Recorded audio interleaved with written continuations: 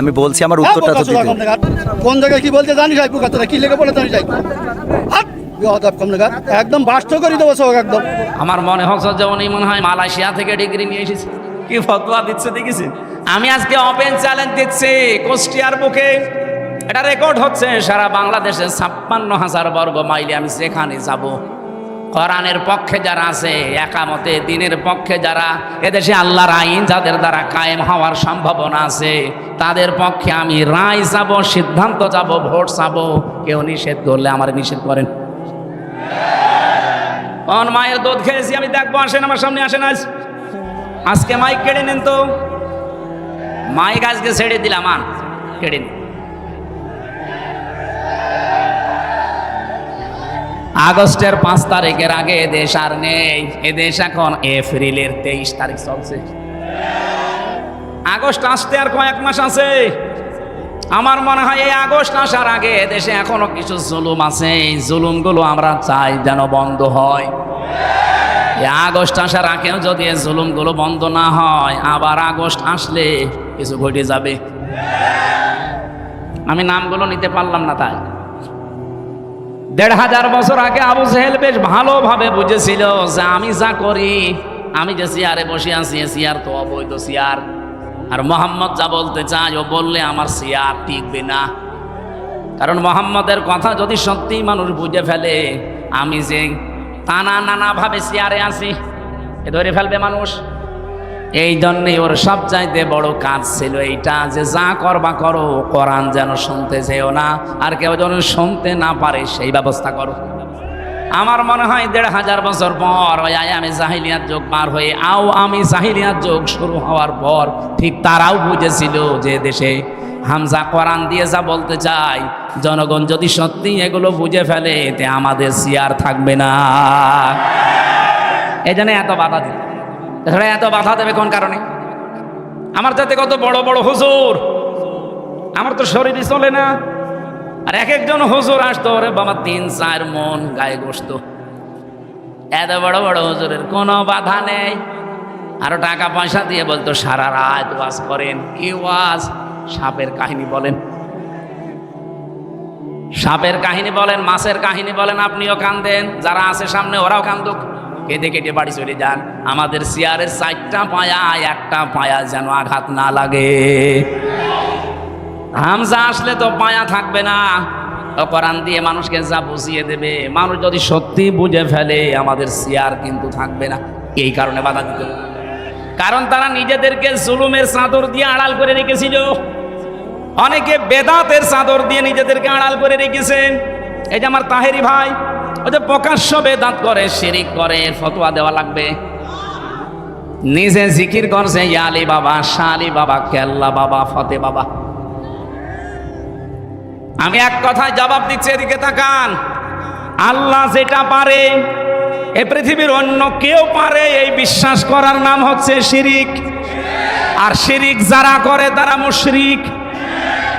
মুশরিক যারা মরে গেলে জানাজা জায়েজ আছে, কবর দিলে কাজ হবে হবে।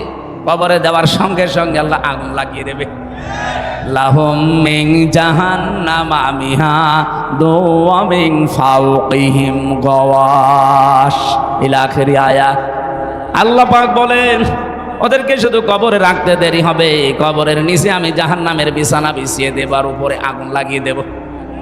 ওয়াকাযালিকা নাজিজিজ জালিমিন। এটা আমি এই জন্যে করব, কারণ এটা জালেমদের শাস্তি। কুষ্টিয়াবাসী, আমি যেটা এ পর্যন্ত এসে বোঝাতে চাই, পৃথিবীর শিরিককারী, বেদাতকারী, জুলুমকারী, কুফরিকারী, এগুলো সবই তারা নিজেদেরকে চাদর দিয়ে আড়াল করে রেখেছে। এরা তাফসির শুনলেই ভয় পায়, কারণ ওরা জানে তাফসির মানে খুলে ফেলা, উলঙ্গ করা, উন্মুক্ত করা। ঢাকনা দিয়ে ঢাকা আছে, ঢাকনা ফেলে দেওয়া। আমরা যতগুলো ঢাকনা দিয়ে নিজেদেরকে ঢেকে রেখেছি, কোরআনের তাফসীর যদি সঠিকভাবে করা হয়, একটাও টিকবে না। ওরা নিজেরাও জানে যে আমরা ভ্রান্ত পথে আছি। কথা বলে না কেন? ওরা নিজেরাও জানে যে আমরা ভুল পথে আছি, কিন্তু দুনিয়ার স্বার্থে তারা ওটা ছাড়তে চায় না।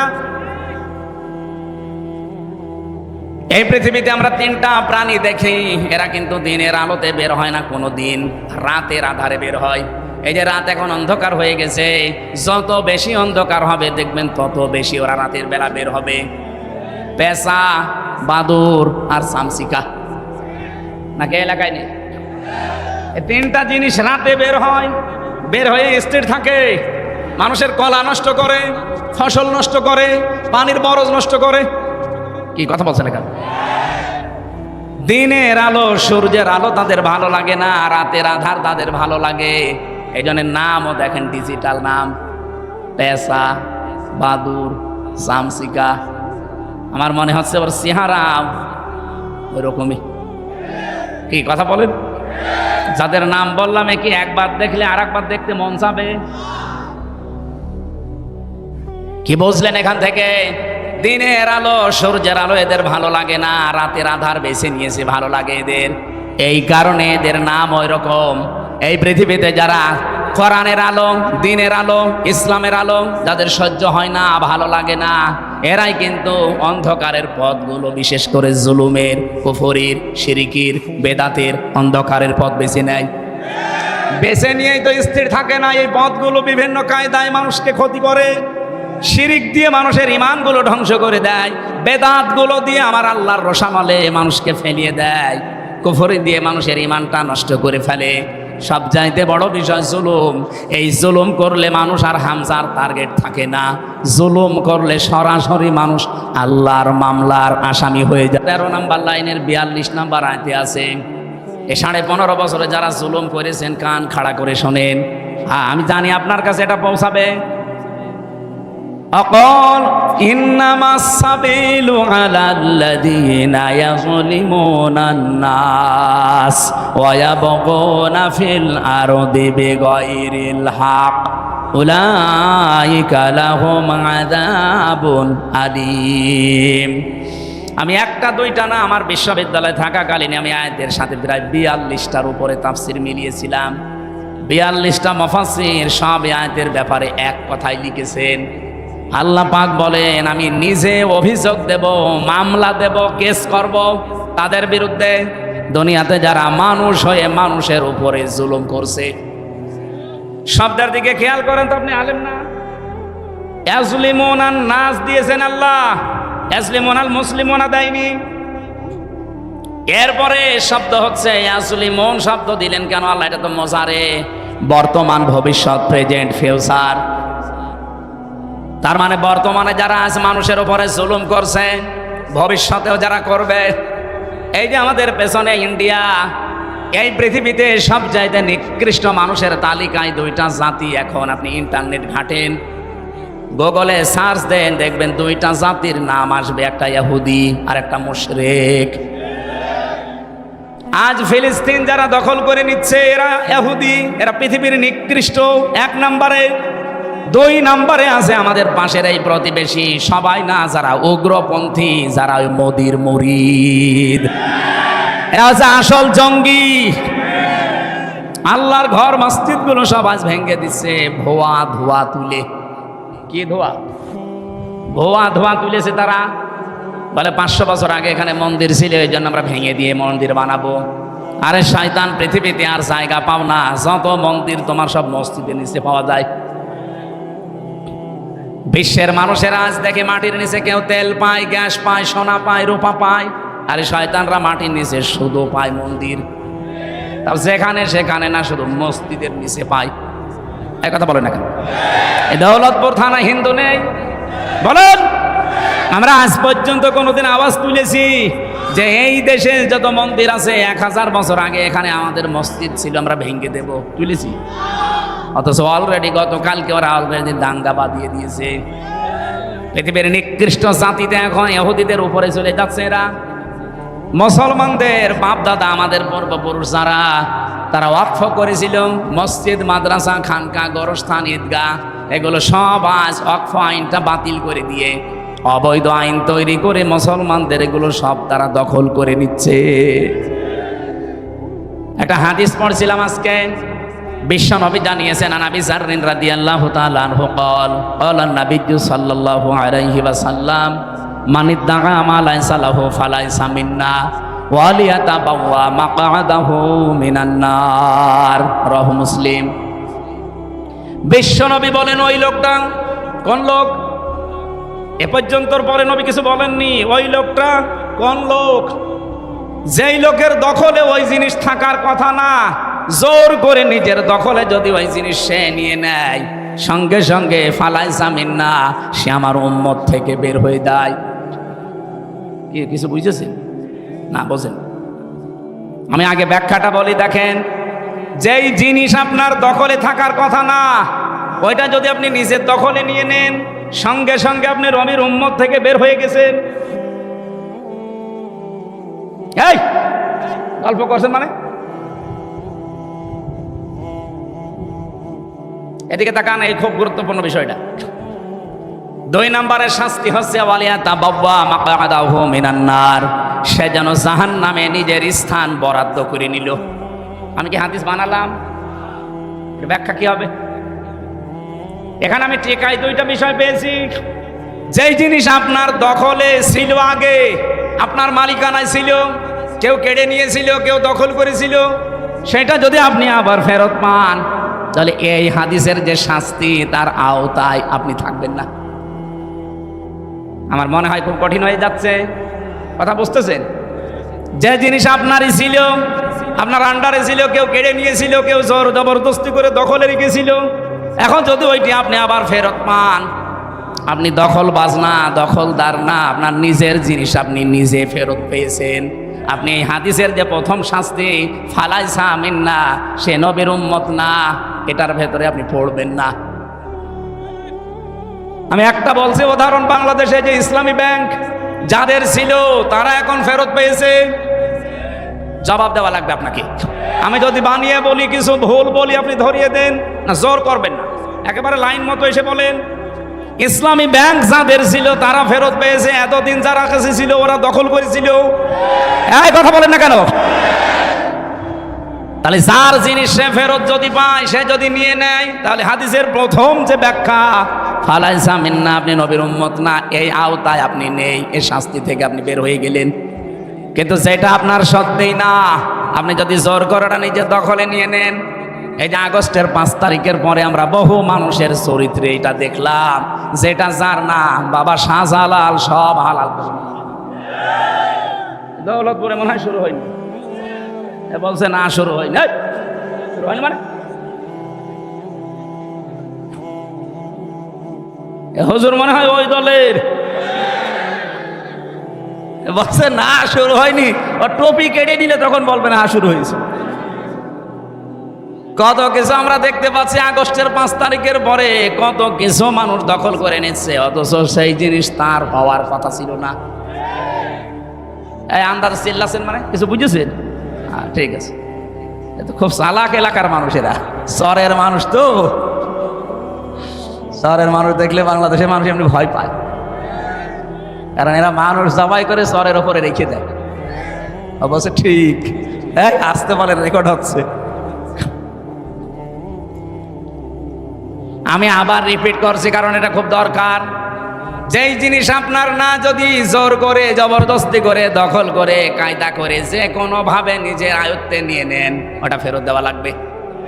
ওটা যদি কেউ ফেরত না দিয়ে নিজের কাছেই রেখে দেন, ওই অবস্থায় যদি মারা যান, আপনি নবীর উম্মত না।